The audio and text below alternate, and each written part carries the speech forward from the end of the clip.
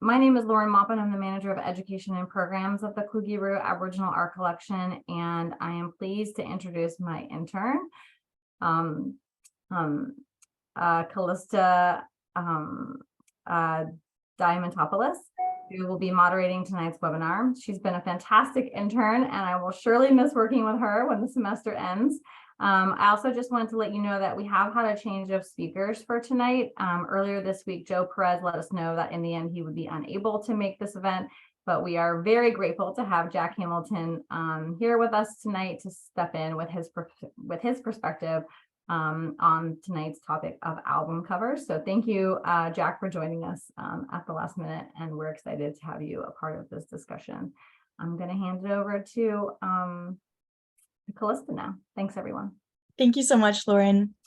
It's been really great working on this webinar, and this is actually the 10th webinar in a series where the Fralin Museum of Art and the Kluge-Ruhe Aboriginal Art Collection, both museums at the University of Virginia, are investigating art forms that don't typically show up in the museum.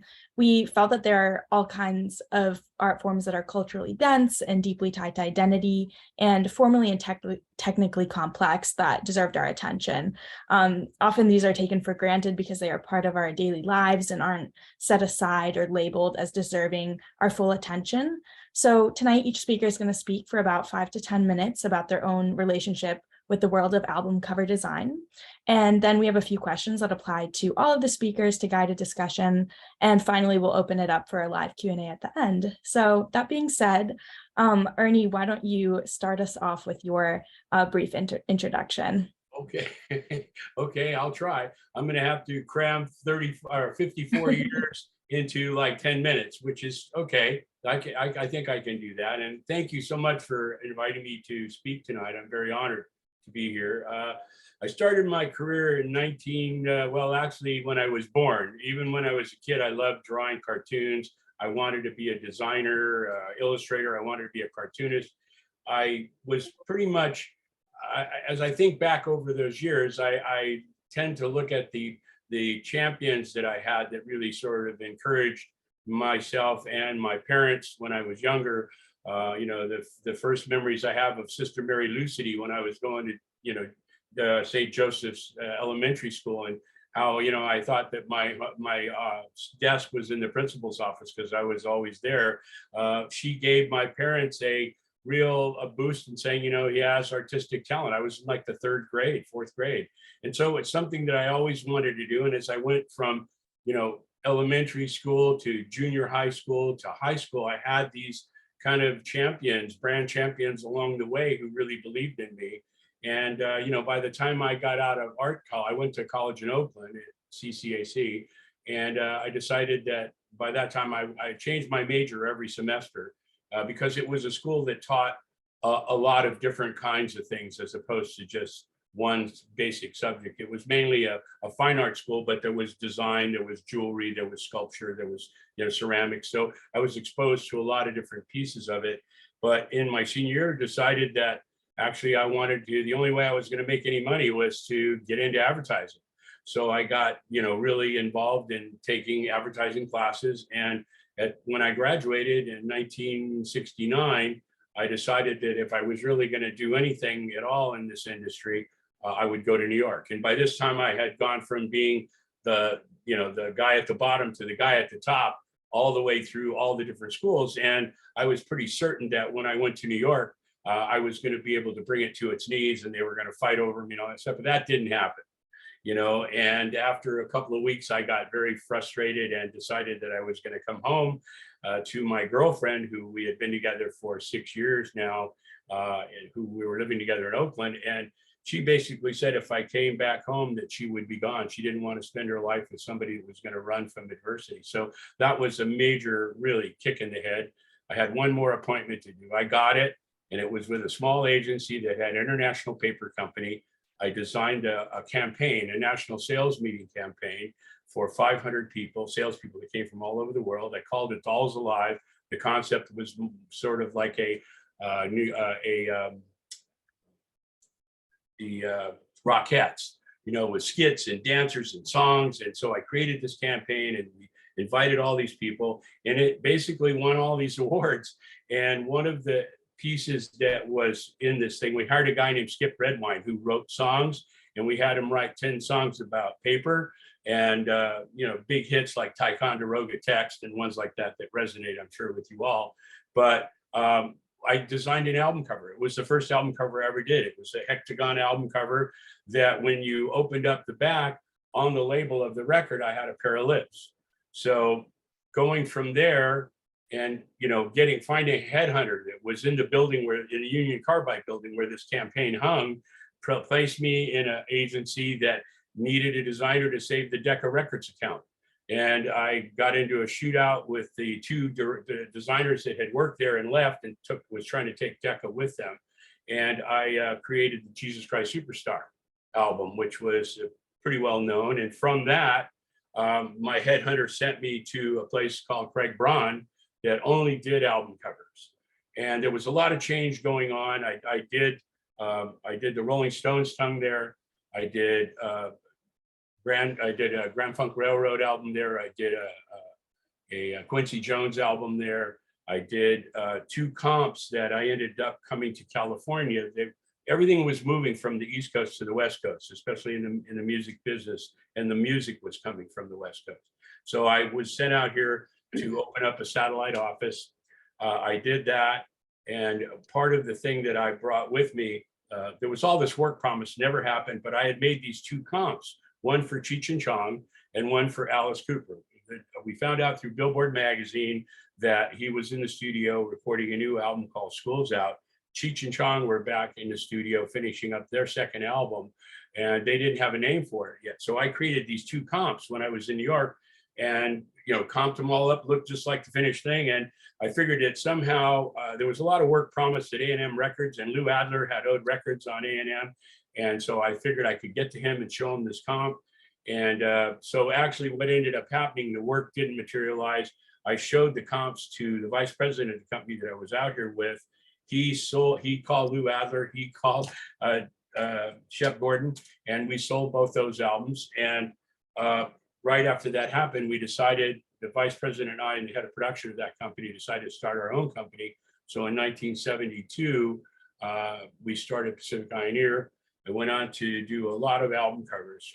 With that company, I had 189 album covers. And then, but I always kept one foot in corporate America because I never wanted to be just the guy that did album covers, okay? So I never wanted to get pigeonholed, and it's very easy to get pigeonholed. And it's very easy to rest on your laurels and live on the fact that you did this or that.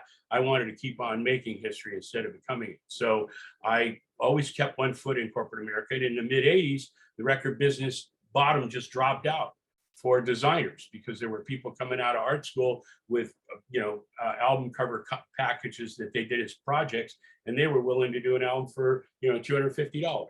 So anyway, as that industry declined for us, the corporate world opened up big time, and we were able to bring that disruptive attitude that we had created at Pacific Pioneer, creating that emotional link between the musician, the graphics of the album, and the fan. We did the same thing and applied it to Nestle and Kraft. I worked with Nestle for 30 years in 5 of their 6 divisions.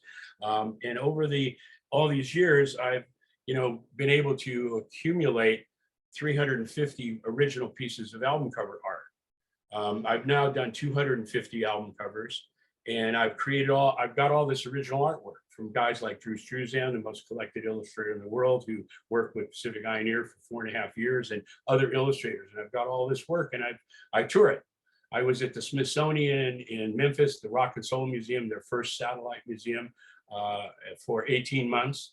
And I was at the Forest Lawn Museum on an album cover show they had there for 6 months. And I've done 2 or 3 gallery shows, and sort of just kicking back and loving what I do even more. And now being able to, for the first time in my life, say no to stuff. When you're young, you need every project and you'll take anything and try and make the best out of it. And now I'm at a point in my career where I can pick and choose, and it's nice. I've never been able to enjoy that. And so I just, I enjoy life, and I'm living here in Palm Desert, and it's awesome. And I'm setting up shows for my collection, and, life is good. Yeah, thank you so much, Ernie. Gerard, why don't you take it away with your introduction?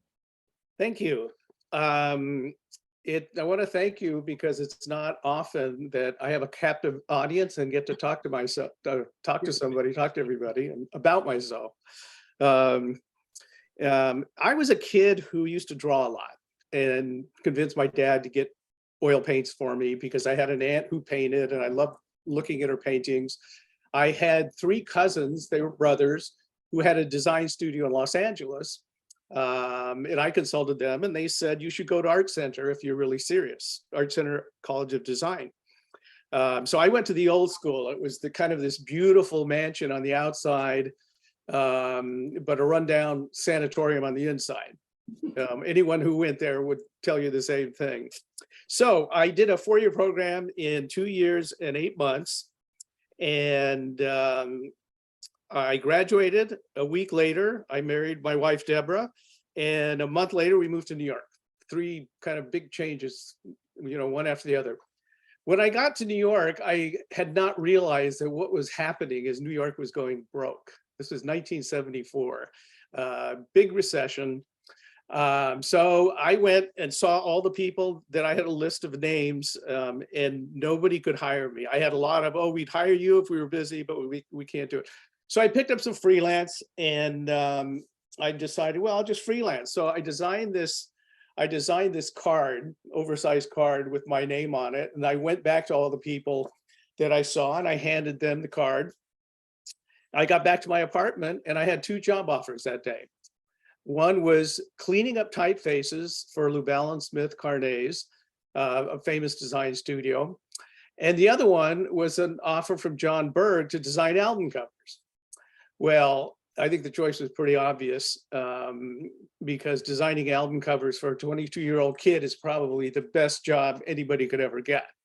So I took on the job and designed a lot of stuff there. And we had a lot of freedom, really a lot of freedom. And one of the reasons that John Berg hired me is I had this skill of letter forms, designing letter forms. When I had gone to art school, you know, we did head drawing, we did life drawing, we did all these different things. But I happened to find lettering very easy. And it was at Art Center, the most hated class. Everyone hated lettering. But you took it not necessarily to be a good lettering person, it taught you how to see spaces and see weights and see things. So I was able to do a lot of kind of funky lettering things when I was at Art Center. And when I had seen John Berg, I think I adapted well into the record business because I could just sit there and draw letters, you know, as long as I wanted to. So I thought what I do is kind of demystify the process a little bit and just show you a few things. I don't know if you can see this. There we go here. Let's see. Okay. This is a sketch that was done by John Berg. I don't know if, can you see that? Is that on the screen? Pretty, Okay. pretty much. Okay. And it's a rough sketch that John did. And the idea here is it was an album for Stephen Stills. The title was Illegal Stills. And his idea was we put a mason jar there, you know, like a, you know, whiskey, but we put this beautiful label on it. So, so that was John's sketch. And then I took his idea and then I did my tight pencil tissue. And then we had some changes. John wanted a little bit different lettering style, and the still he wasn't crazy about. So we changed that. And then the next thing is the inking. It's about 47 years old, so it's all yellow from rubber cement, but you can see it's an inking. And then we printed it. You can see right here, we printed it, and that got cut out and put onto the mason jar. And then back then we had typeset. You would send it off to a typographer and you'd specify, and it would come back and you'd cut it all up and you would put it with your, you would paste it onto your job for the printer. So here's the back cover, and you can see it's all typeset. Well, I'm getting a glare on there, aren't I? Boy. Okay, but that's pretty much the idea of how we worked. You know, we would do sketches and they'd be approved. We do inkings. But one thing that was interesting about CBS for me is I was by far the youngest guy on the totem pole. I was 22 years old. And so what I would get is I would get the stuff that nobody wanted to do. So while they're busy doing Barbra Streisand covers and Paul Simon covers, I would get Ted Nugent. Why Ted Nugent? Well, he was in the Amboy Dukes and he's doing his first album and nobody wants to do it.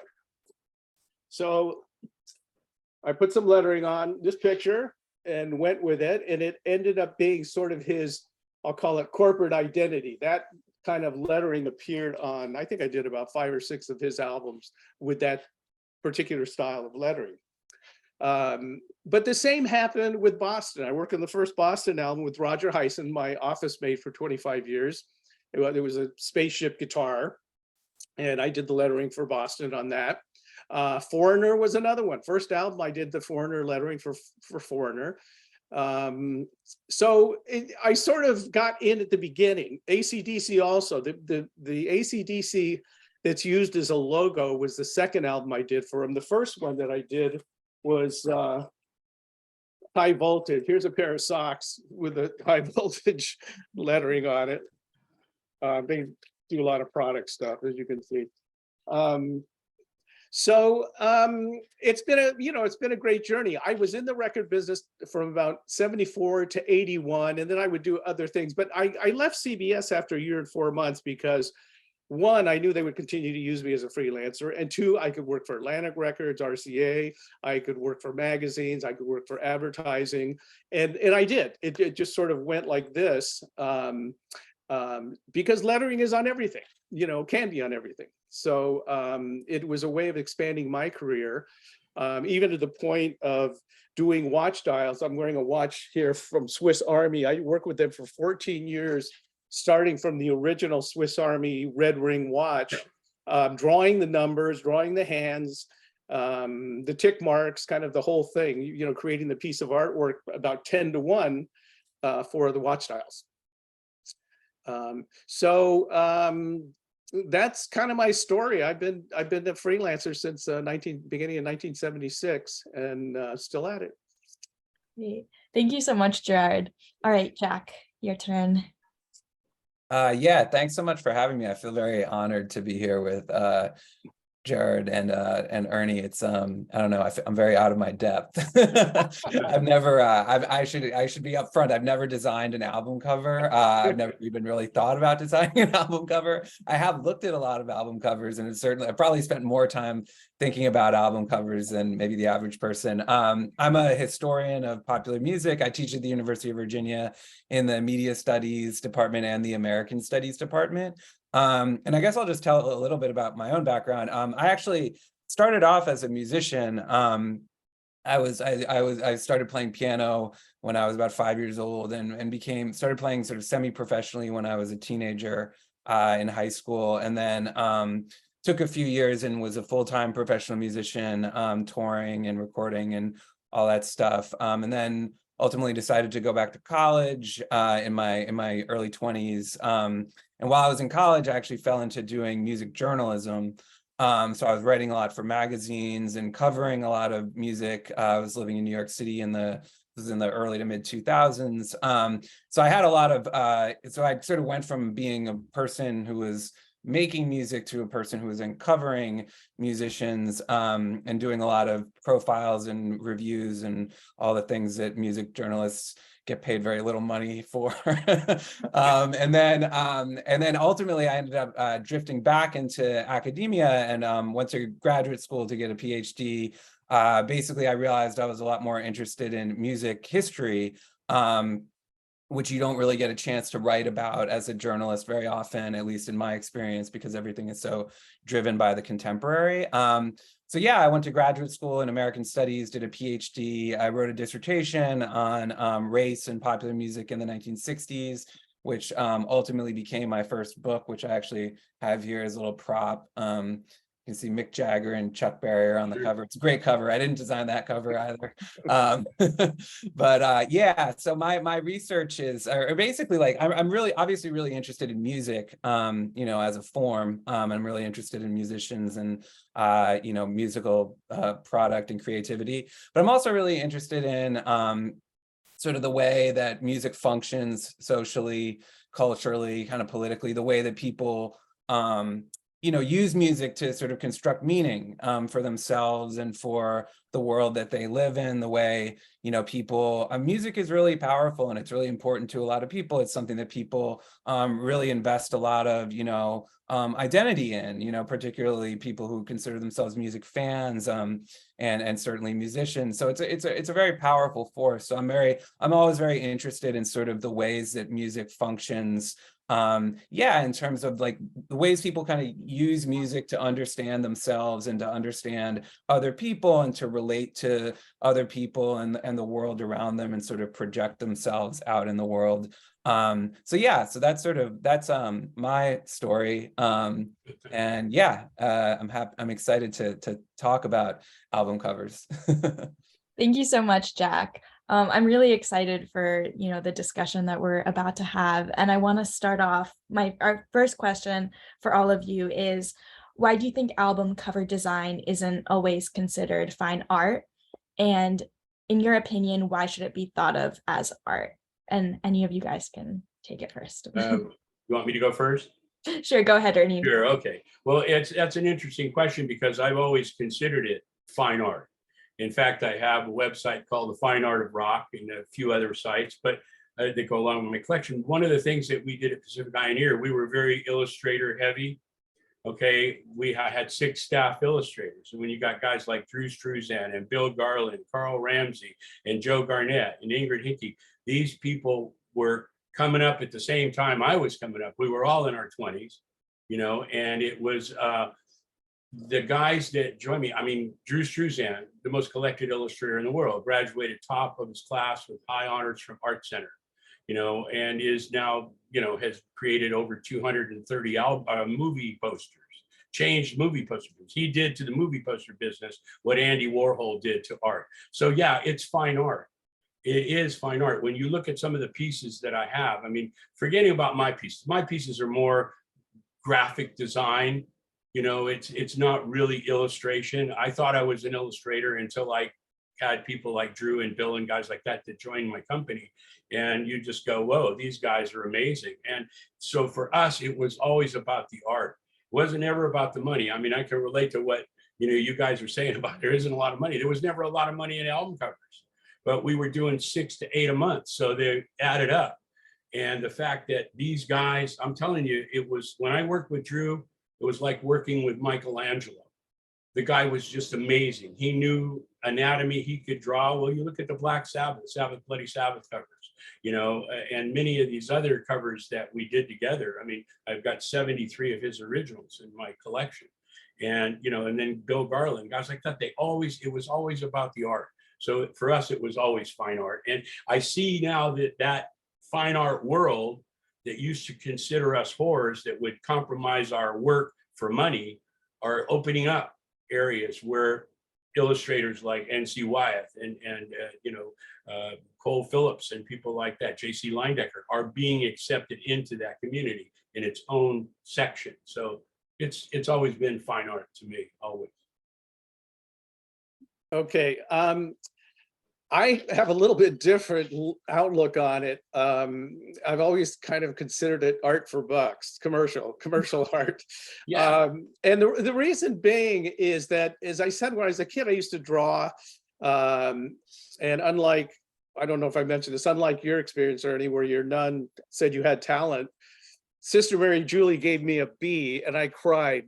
I went home and cried. So Yeah. I've been spending 50 Those nuns were awesome. I spent 50 years trying to show her.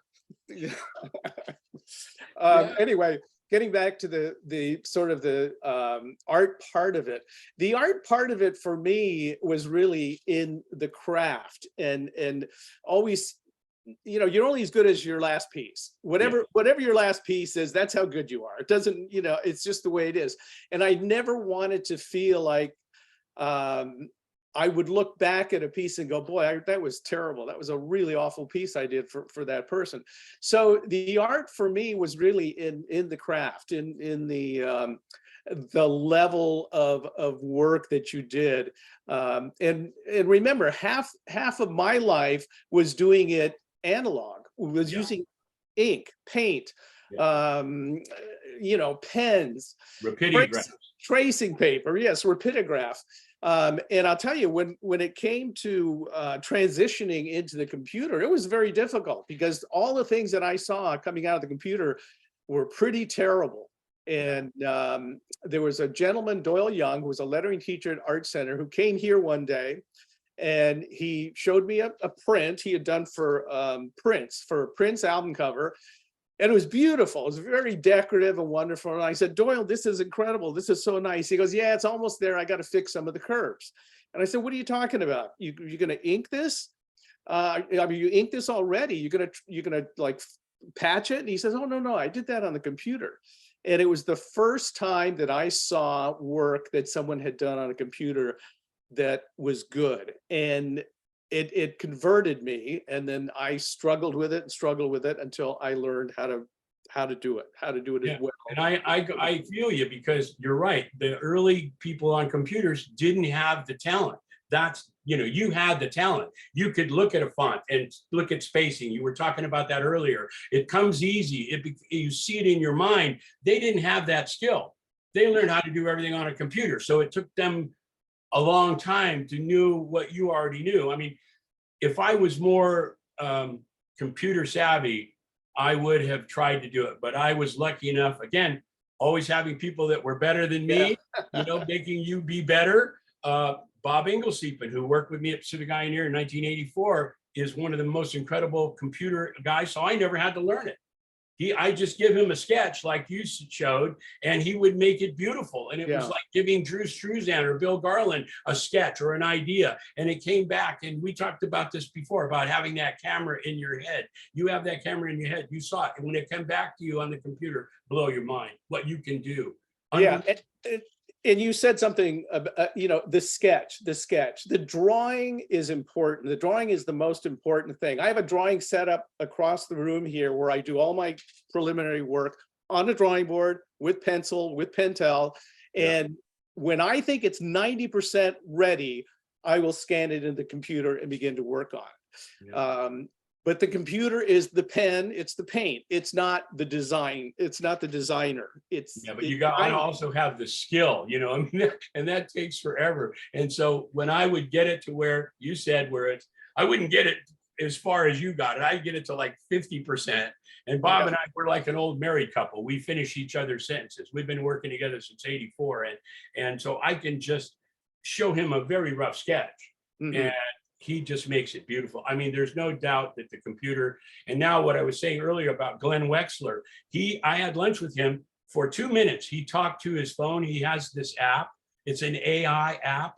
And it made this incredible illustration of this woman, was incredible. It was like Muka on acid.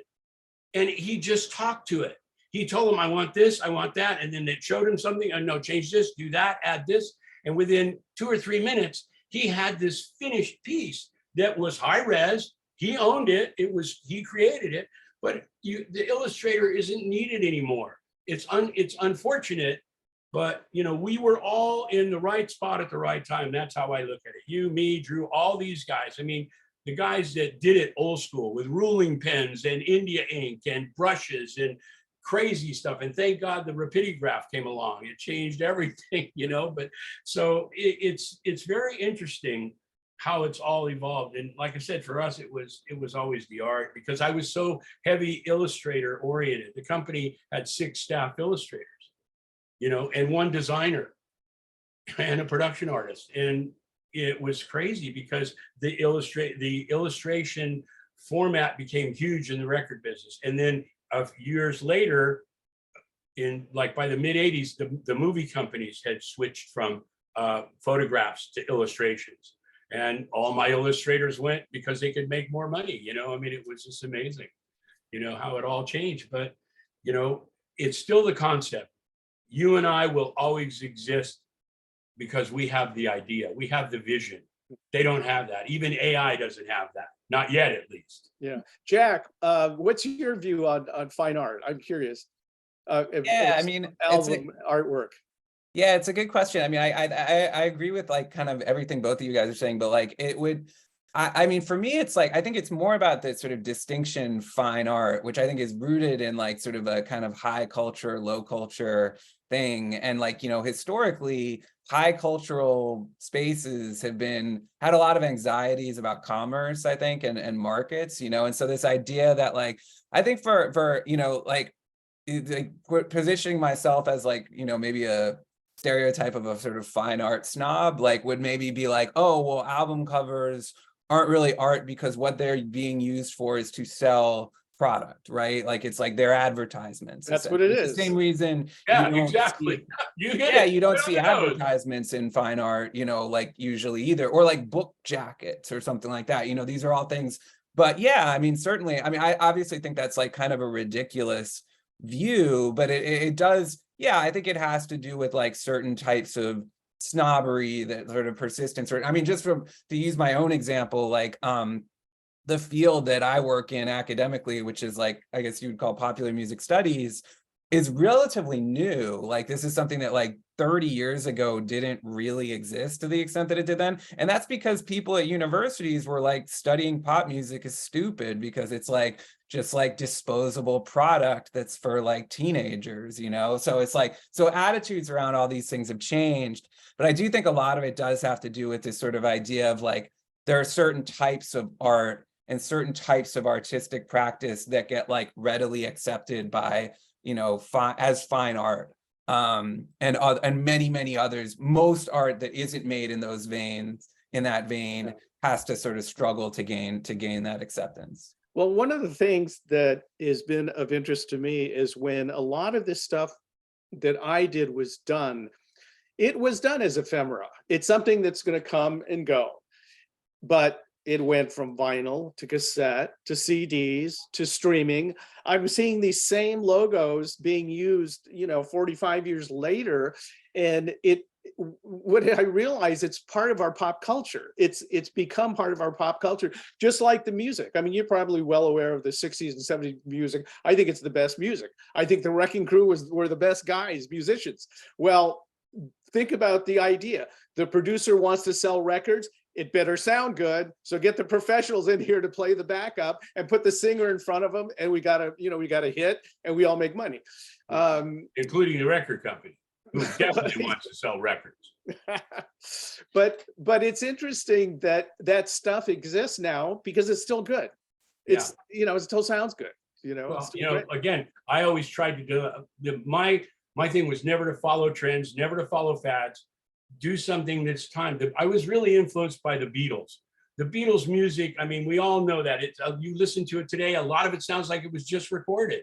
It was amazing music. And I tried to do that, along with trying to make what I did more interactive, getting fans involved with, you know, interacting with the album package itself, rather than just taking a record out of a sleeve and putting it on a record player, looking at pictures and reading, you know, liner notes. I had them actually do stuff, get involved with it. So there was this connecting the emotional piece to the musician and the fan. And that what we created, the stuff that we created, that's the job that it did, whether it was a photograph and some type, or it was more involved, like a big wallet with money pulling out, or the Stones thing with the zipper. I mean, that was what I call the golden age of custom album packaging. Yeah. Board packaging came in away from paper wrap packages, and you could do the artists, we could do embossing, we could do die cutting, we could do all these things that let the fan get involved. We did a Doors album that was a zoetrope, and you put it together on two panels that fell out of the album, and it was a little pedestal that you hooked it to and put it on the label of your record, and it turned around and you could see the animation. So it was combining animation, music, and interaction. And that was huge. I mean, I carried that same mantra over into corporate America, because I always worked in corporate America and for Coca-Cola, companies like that. I mean, that disruptive, what they called out of the box in our day, you know, out of the box thinking is now disruptive. We were always disruptive. Everything we did was disruptive. And that's what kept us, that's why the stuff is still used. I see all the logos that I did for Alice Cooper, all these Bee Gees, they still use all that stuff. And it's because it was the best stuff. It really was. It was like the music. I agree with you. Music was much better then. But maybe I'm an old fogey, like my parents would look at rock and roll and go, I don't know, man, what's wrong with our son? He likes rock and roll music. We better get him to a psychiatrist or something. They just didn't get it at all. And maybe. Well, it's funny. My dad loved the Beatles and he loved Roy Orbison. Yeah, me too. It was always in the car, going on in the car. It's great. Yeah. Great tune. And again, trying to make your work timeless. It becomes a lifestyle. What we've created is now a lifestyle. Not a trend, not a fad. Every generation rediscovers the music and then they look at what we created for that music. That connection.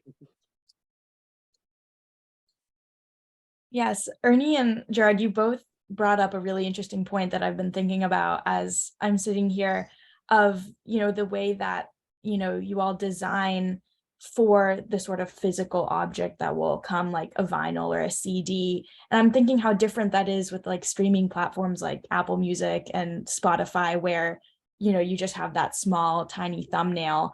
And I'm just wondering, what sort of differences account for that in, designing for, a physical object that, might sit in our living room and we look at it every time we go in, or, is sitting on our shelf versus something that's just on our phone and we pull it out and we only see it when we're about to listen to a song or an album.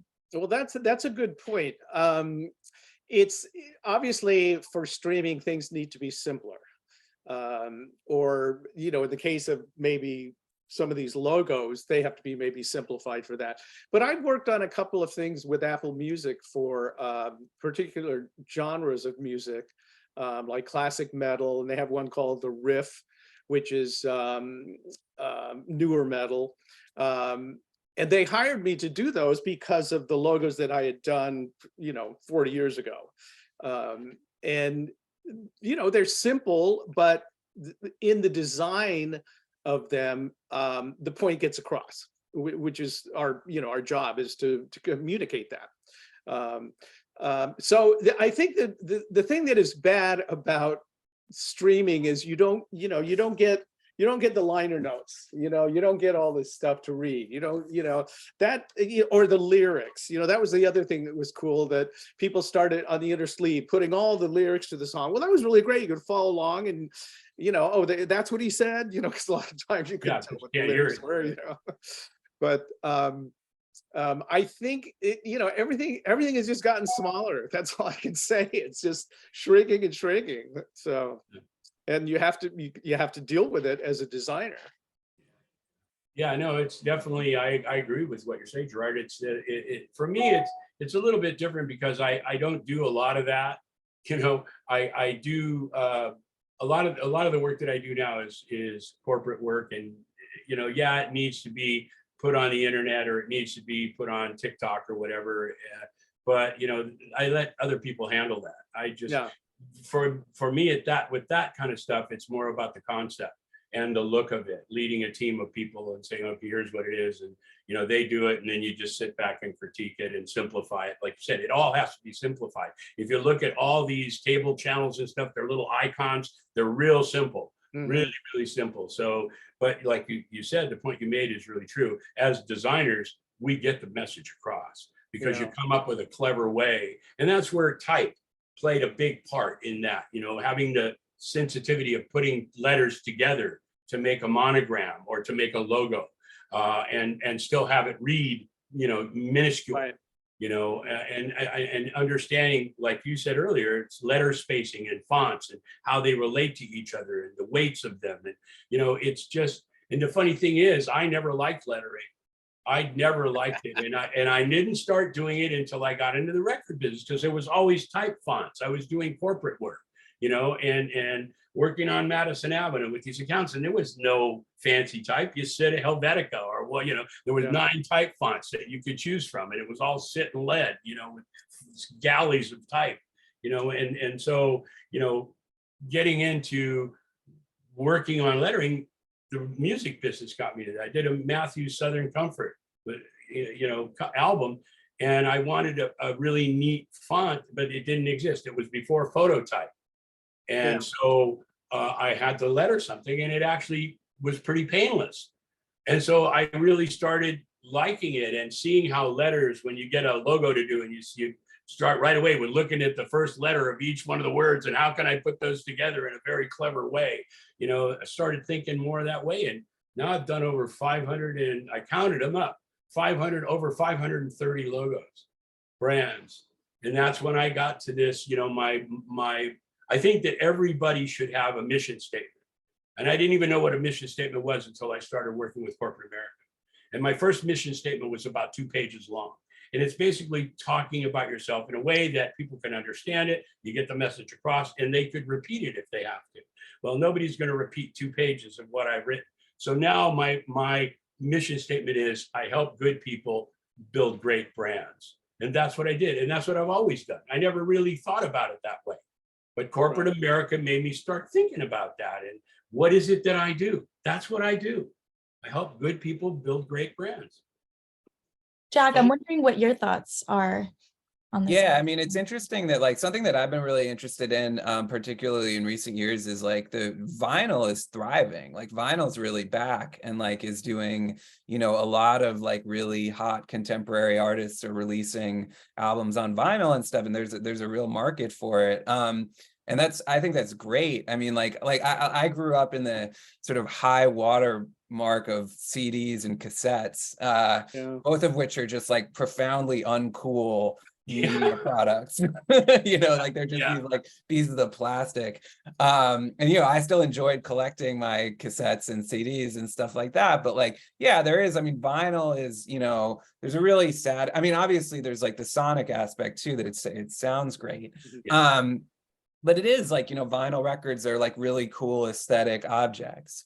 And I think that that's something that, that young people are gravitating towards, particularly in the era of streaming, where like, a lot of younger listeners like don't really have much of a relationship with music as sort of a physical object, as something that you went into a store and bought. And I think that's a powerful thing. Like, I don't think it's good for people to not have that type of really, because I think it causes people to really devalue music, like walking into a store and having to hand over $15 to get an album is like annoying, but it's like kind of a good experience to have because you're aware that you're paying for music, as opposed to like, I think people's relationships to things like Spotify, it's like, oh, I can just like have my Spotify subscription, I can listen to whatever I want. And that like does, I think, trickle down into like Spotify being able to have like pretty unfair and sort of exploitative relationships with musicians, a lot of musicians at least,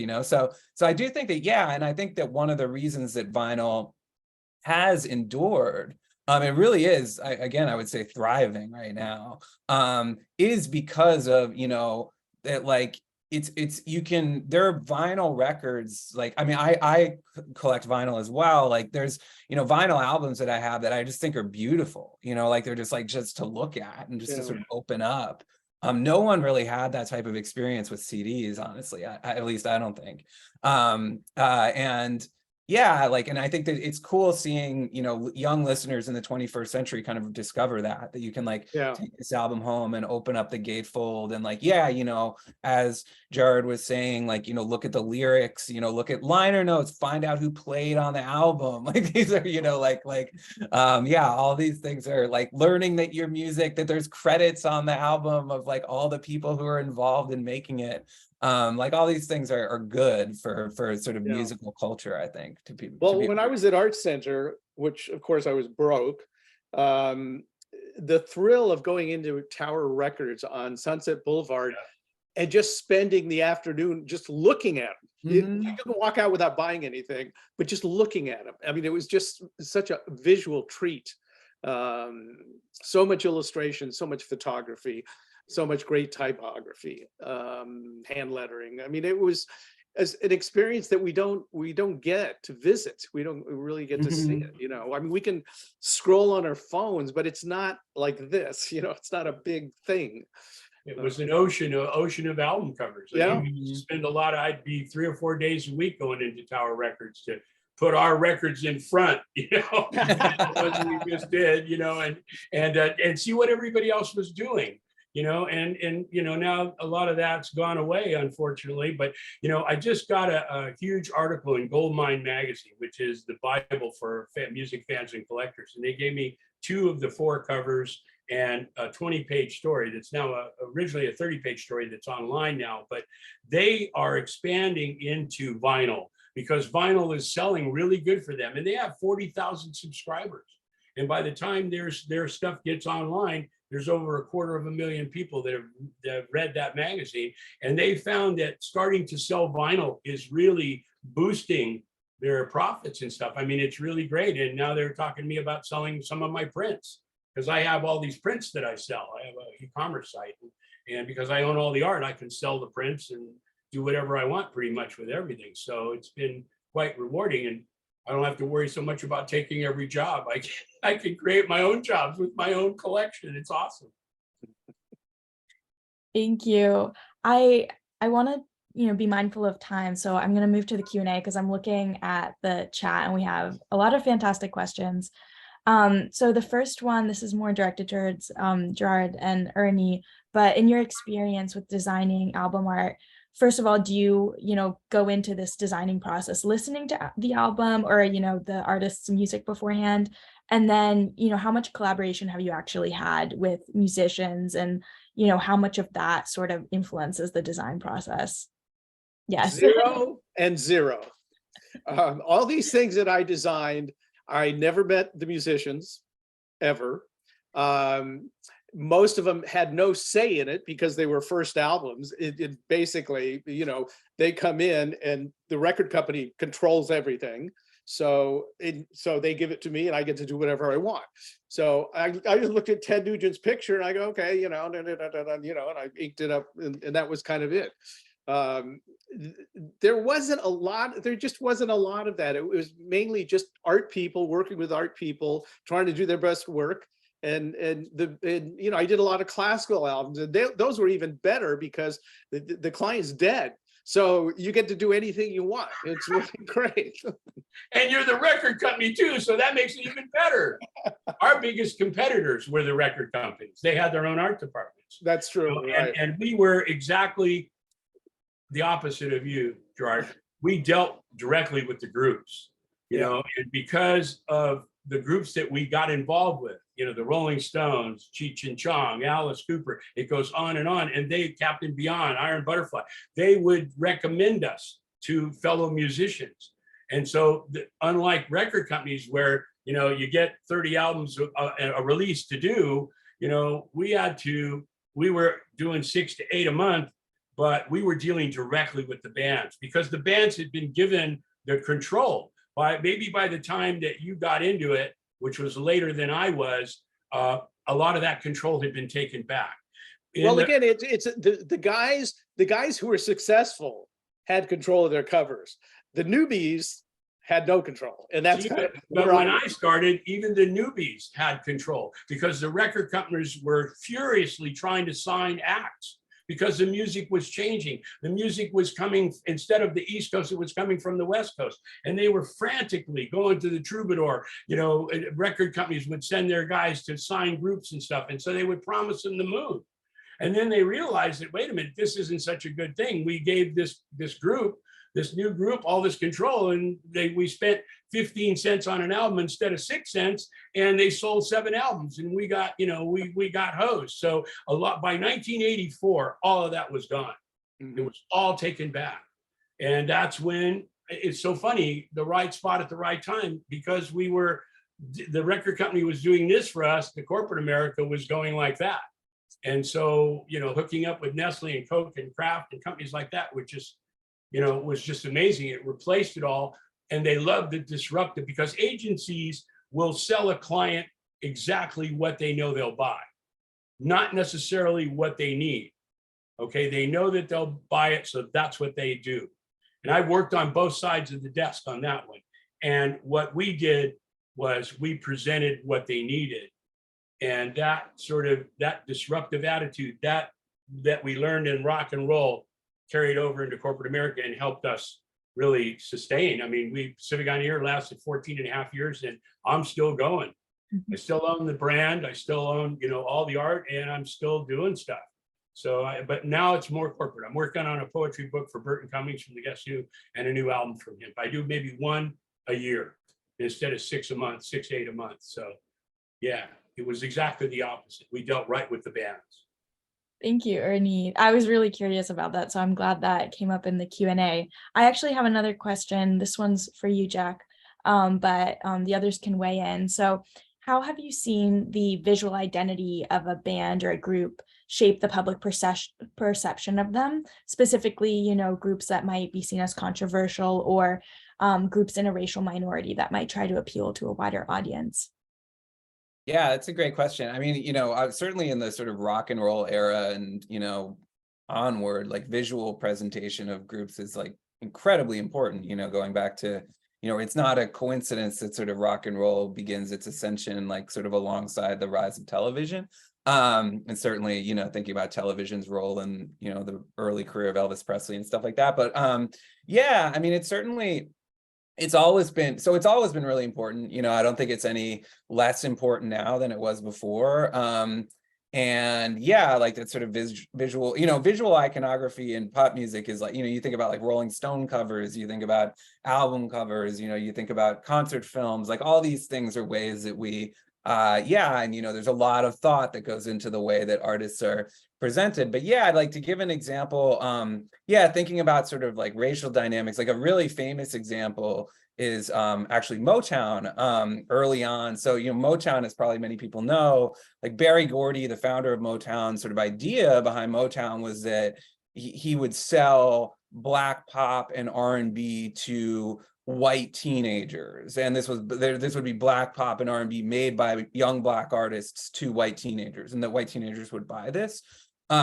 This in the late 1950s, early 1960s was still kind of controversial. There was still a lot of thought in the music industry that white teenagers would be more inclined to buy Black pop and R&B if it was sung by white artists. Very sort of decided that he sort of made this bet that was not going to be the case and got extremely rich. Motown was the probably the most successful American record label of the 1960s by like most measures. But the first ever Motown single to hit #1 nationally was actually Please Mr. Postman by the Marvelettes. I think it was 1961. And Please Mr. Postman was released as a 45 RPM single, and it came with something called a picture sleeve, which is basically like sort of like an album cover for a single. Certainly not all singles had these, but this picture sleeve of Please Mr. Postman, the original one, very pointedly did not show the Marvelettes. It was an illustration of a mailbox. Like an empty mailbox, they're waiting for the postman. But it's long been speculated that the reason that this was because Berry Gordy, even at that stage, was nervous about if he put 3 young Black women on this, that there would be certain stores that wouldn't shop it, that wouldn't, certain radio stations that wouldn't play it, various things. And very quickly afterwards, he moved away from that. No one was hiding Marvin Gaye or, Stevie Wonder or, Martha Reeves or anything. But but so that would be an instance. And then certainly, thinking about like controversial groups, you think about all the album covers that have like deliberately courted controversy over the years. I mean, there's like some of the most classic ones, like some of the most famous album covers I feel like are the ones that like really pissed some people off. There's one of my favorite covers is this is sort of dating myself for my era, but like Ice Cube, the rapper, released an EP in I think 1990 that was called Kill It Will. And it has this incredibly striking image where he's looking directly at the camera and he's holding out a handgun, like he's presenting it to you. And it's just like a shocking image, you're just like, oh my God, this is like, so, it's shocking and it's like, it's menacing and it's just everything. But that was obviously what Ice Cube was going for. This is like someone who was, at the sort of cutting edge of what at the time was called gangster rap. And, so incredibly effective. And like that, absolutely, I guarantee that like part of the, impetus behind that was like, this is going to piss all the people off who I want to piss off, and I'm going to get a lot of, NWA, Ice Cube's group was very savvy with that sort of publicity. So yeah, there's, I think, like, in terms of controversy as being, something that can sell a lot of records and sell a lot of concert tickets and stuff, so people lean into it. Yeah, mainly because it pisses off their parents. Right, totally, yeah. I can remember when I was, a teenager, and my parents just didn't understand Black music. And, along came Pat Boone, who was singing Black music by a white guy, so it was okay. It was really a crazy time, and I worked with Phil Walden, the guy that ran Capricorn Records, and he used to manage Otis Redding. And he had some great stories about the stuff that he went through going through the South with Otis Redding, which was a huge act. But, the racism and stuff was just really outrageous. And some of the stories he had were really crazy. But it was an interesting time. You're right. And so much so, and they still piss off parents today. It's funny, those rappers like Ice Cube and Ice-T, now they're like, Ice-T is making a fortune playing a cop on Law and Order when he was talking about shooting cops, 20 years ago. And Ice Cube is, it's interesting how we become our parents. Ernie and Gerard, I'm curious if you two have any favorite albums, album covers, either that you've worked on or just in general ones that you really like, and we can maybe pull them up too if. Yeah. Go ahead, Gerard, I'll let you go first. I like this cover. It's Blue Oyster Cult Live. It's called On Your Feet or On Your Knees. I designed lettering for it, and John Berg took the photo. It's a composite. It's a photo of a church and limousine, and then a sky that's separate. And a gentleman named Howard Carricker was the retoucher. He put the flag in, he lit the inside of the car and fixed all of this stuff. It's really quite handsome. And then the inside is a stage. They're on stage with a bunch of monks watching the concert. It's a collage. And by the time we got to the end, we ran out of money. So let's see if I have it here. I actually found this. I found this today when I was looking in the drawer. This is a 49-year-old Polaroid of the back that they took for a test. That's me with motorcycle gloves, holding up a Bible with photostats in it with all the credits. And then the sky was projected on the background. So, you work with what you have and you do what you can. But I love this cover because it's so striking. If you were to actually see the church, I wish I had a picture of the church. It's up in New Canaan, Connecticut, or right over the line in New York. It looks nothing like this church. It's just this pretty cute little church with the forest behind it. And John made it look so ominous. It's really quite, anyway, I love this cover. Well, my favorite would be the Guess Who album we did called Artificial Paradise. And I worked closely with Burton and the rest of the guys, and we created a junk mailer, okay, with the envelope and everything was inside all the pieces. And it was like a junk mailer that you get from, Heritage House cleaning, clearance or whatever. And I love it because it was so unique, but even more so, we had to do it the worst we could possibly do it. So going opposite of what we would really do, be very sensitive to the fonts and make sure that the photograph related or the illustration, and it was done really well. We had to do it exactly the opposite.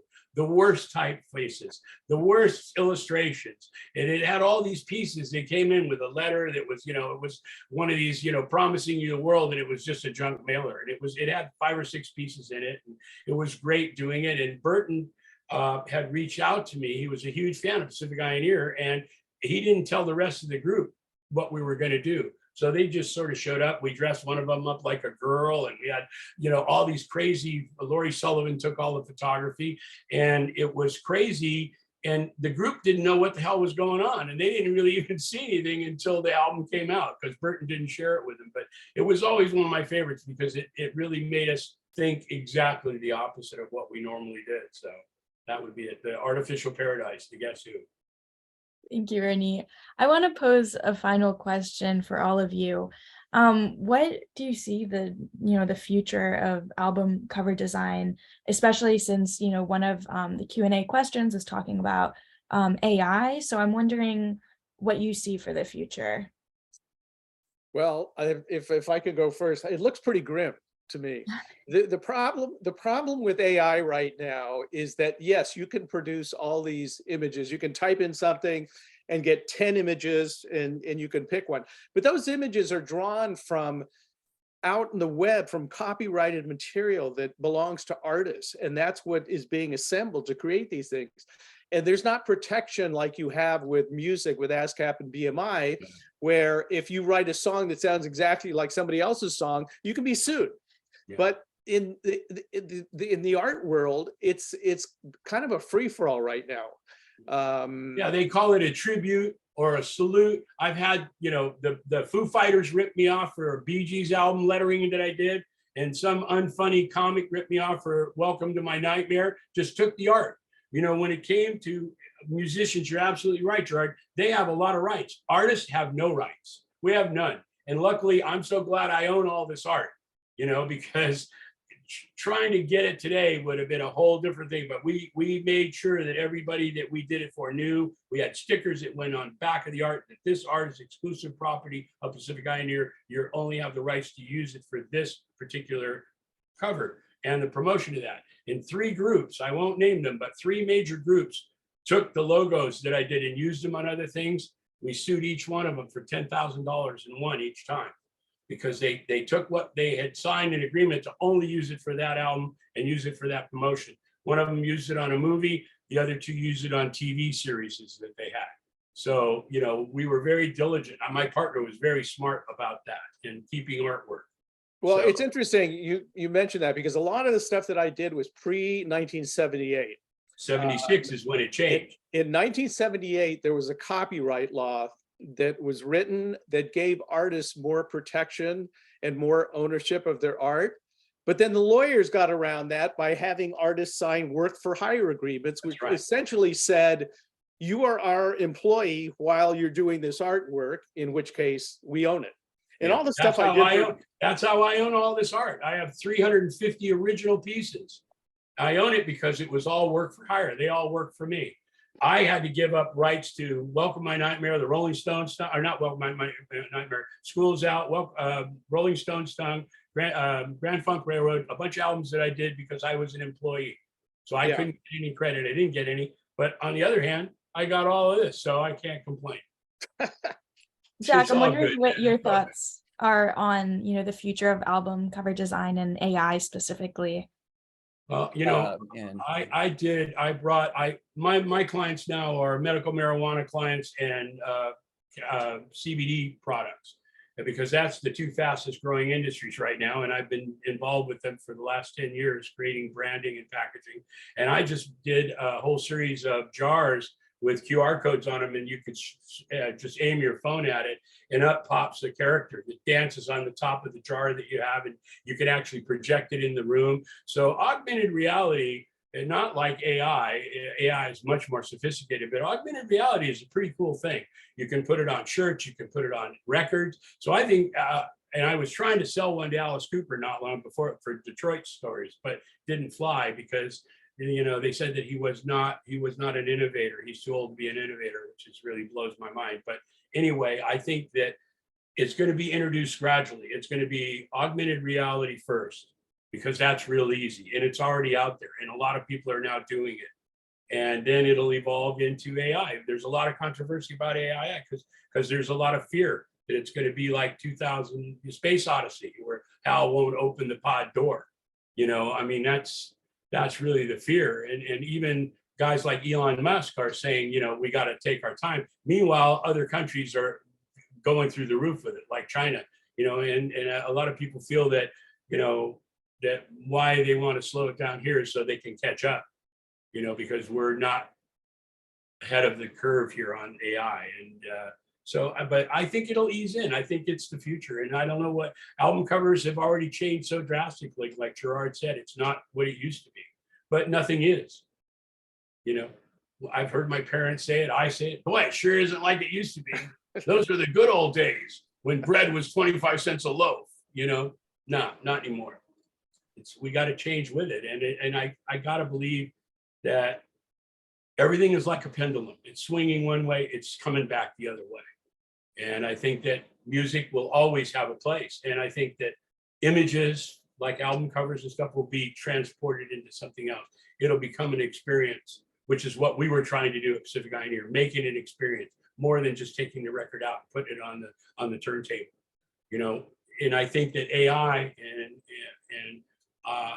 you know, and AI, the other one, is all going to evolve to that. It'll, you know, artists are doing it, you know, and you know, unfortunately, you know, there's also a lot of people that are doing that aren't artists, as we would consider artists. You know, they're artists with a keyboard and a program, and that's their art. That's not my art, but it's art. Can't deny it. You know, it's the way it's all evolving. Jack, do you have any final thoughts before we wrap up the Q&A? Yeah, I mean, I think as long as there are artists who care about albums, there will be artists who care about album covers. You know, and I think that's like, yeah, it's part and parcel. You know, no one wants a bad album cover. Like, you know, if you're an artist who's, you know, or like a corny album cover or something that looks like, yeah, I mean, like, I'm not an AI expert or anything, but like, you know, I think a lot of AI art that I've seen just looks kind of weird, you know, like the hands are too big and stuff. Like, so I think everyone, you know, wants to avoid that. But yeah, I mean, like something that's sort of important, I think, to keep in mind is that like the album itself as a form is not all that old. Like the LP debuted in, I think, 1948. So that's not, I mean, that sounds like a long time ago, but like when you think about sort of there was a lot of recorded music prior to albums. And certainly, you know, like the album being a big part of popular music, like particularly sort of rock and et cetera, or even more recent. That's kind of like more of a mid-60s development.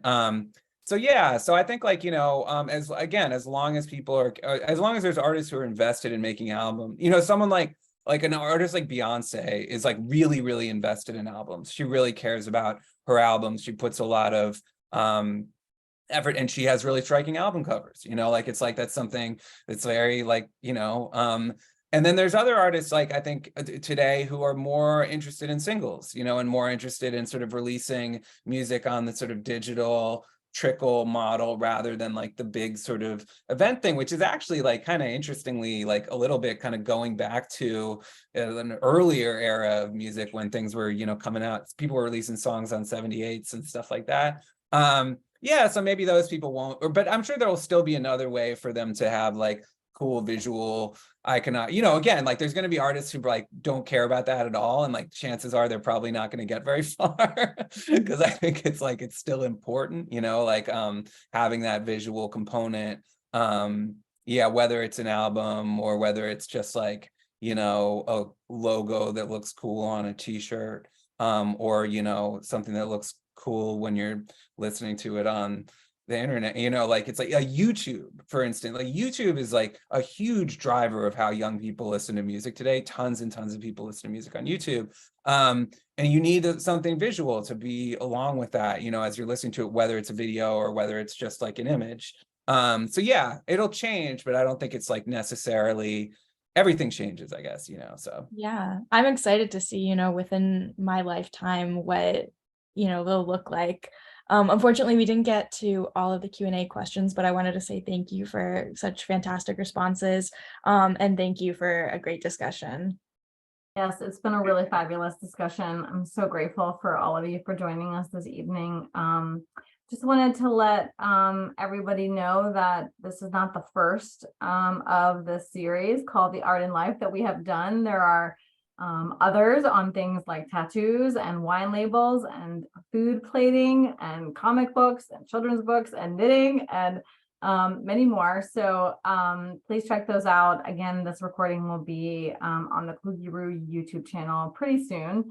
And just one more big thank you to our panelists and to Calista for moderating.